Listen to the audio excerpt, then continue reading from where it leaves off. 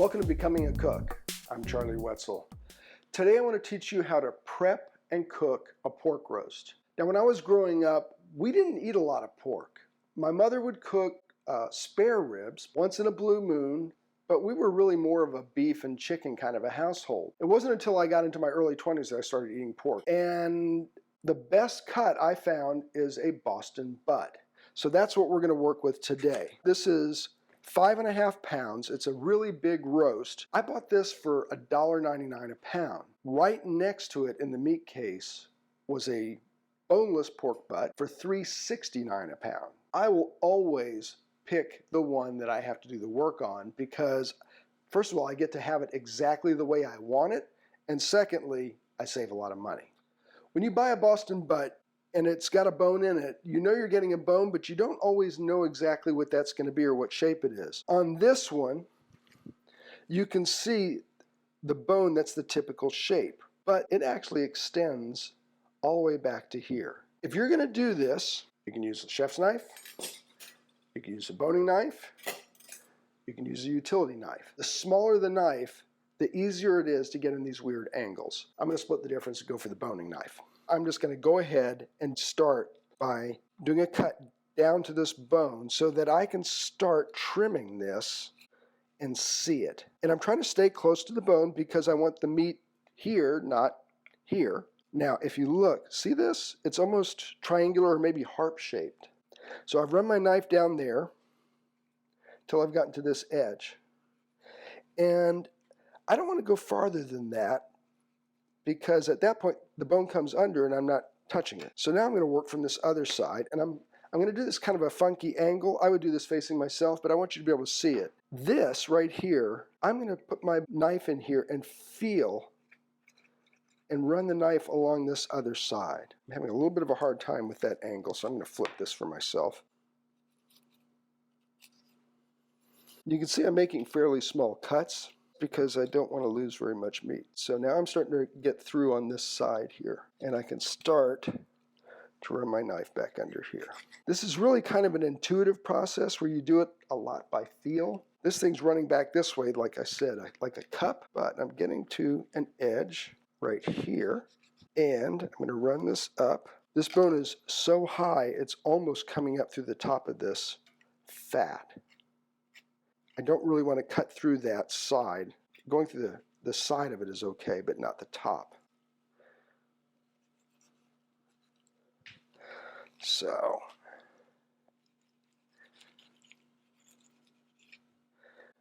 I've worked around that corner, and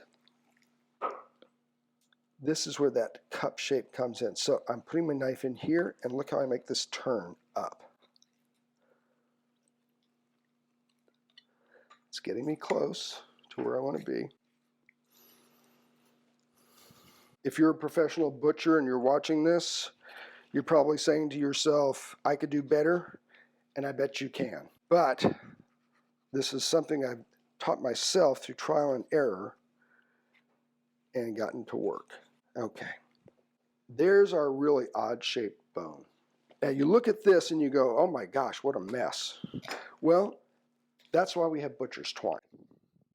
So what I'm going to do is I'm going to twine this so that it holds together. All right, I'm going to start on my end that hasn't been butchered, and I want to leave some string on the end here so that when I get done with my loops, I'll be able to tie it.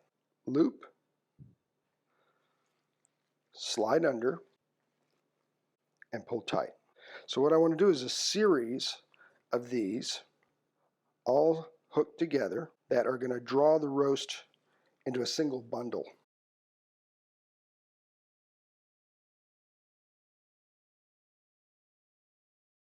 Now this is my end that was all cut up, so this needs more loops than the other end, and they need to be closer together. Okay, let's take a look at the underside. So you can see my strings are all over the place, so I just want to get these spaced out a little bit better.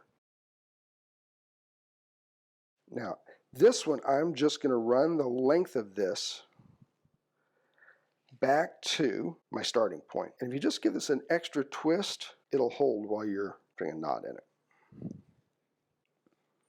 And get rid of my excess.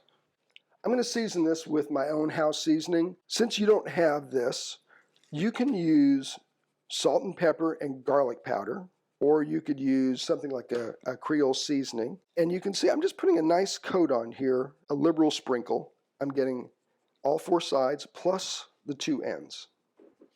So a little bit of spray in my roasting pan. Pop that right in the center, and that's going in a 350 oven with the convection on.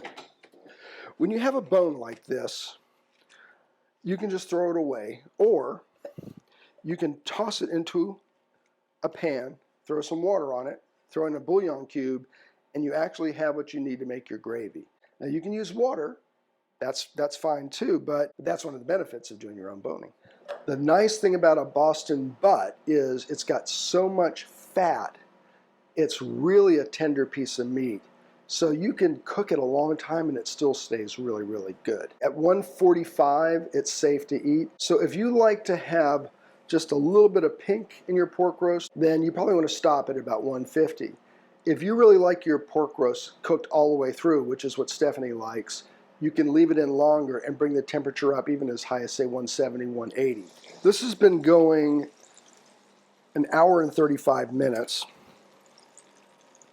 and it's about ready. So I just want to put it on this board. The temperature will continue coming up probably about 10 degrees as it sits here. The last time I checked it in the oven, the coolest part of it was right at 150. So this will probably come up to about 160. I'm going to go ahead and make gravy. Got my fat in here, and you can see it's put off a pretty good amount. I'm going to add flour to this. I am cooking the flour so it doesn't have a raw flavor, and I am working it so that the lumps go away. Nobody wants lumpy gravy. And the other thing is, as long as you have a pretty high ratio of fat to flour, you're less likely to have lumpy gravy as well. So this is almost ready for wine. For chicken gravy, I use white wine. For beef gravy, I use red wine. For pork gravy, I use a little of each.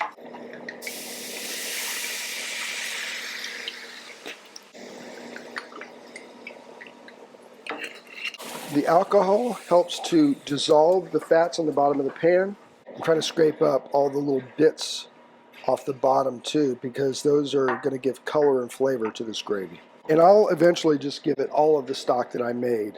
If you accidentally put too much in, then you're going to cook this longer. The one thing you'll never ever want to do at this point is put flour in, because the flour will clump, it will taste raw, and it'll pretty much wreck your gravy. That's pretty good. It always needs garlic, so a little bit of garlic powder. And I'm going to give this just a little bit of my house seasoning. Not too much, because the fat, because it melted and it had some of that seasoning on it, some of that seasoning is already in here. I'm going to turn this down to low, and then I'll work on the other stuff, including the roast. I want to take the string off now, and I'm just going to cut through, and these should just come off pretty easily. That's part of the value of doing this as a continuous piece rather than doing a bunch of smaller loops. And I think I'm going to cut from this side.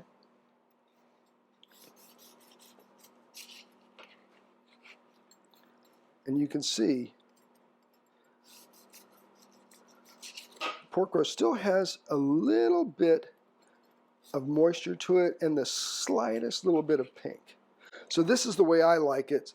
As I said, Stephanie likes it cut a little bit more, but I can appease Stephanie by cutting off a little bit of this fat for her to eat. Abby, you want a piece?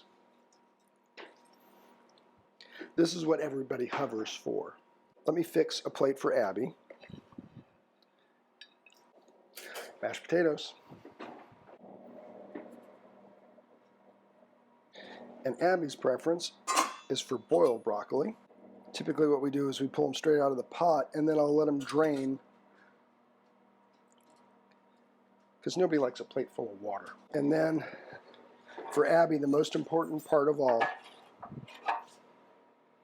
gravy on the mashed potatoes. Oh, and gravy on the meat, and oh yeah, gravy on the broccoli. Here's my pork roast with Abby's favorite, mashed potatoes, broccoli, and gravy. Come and get it, sweetie.